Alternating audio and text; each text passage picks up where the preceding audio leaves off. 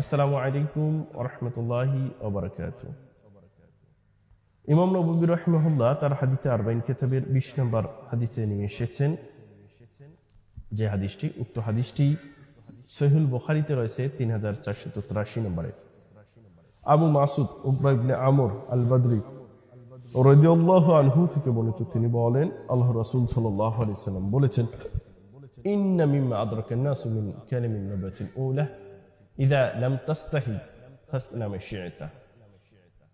অতীতের নবীগণ থেকে আমরা যা পেয়েছি এবং এখনো যা অবশিষ্ট রয়েছে, বিদ্যমান রয়েছে, যে কথাটা আমাদের মধ্যে এখনো আছে, যে শিক্ষাটা আমরা পেয়েছি তা হচ্ছে, যখন একজন মানুষের কোনো ইদা লাম তাস্তাহি ফাসনা মা শি'তা, যখন একজন মানুষের লজ্জা শরম এটা উঠে যায়, তখন সে যা ইচ্ছা তাই করতে পারে, যা ইচ্ছা তাই করে।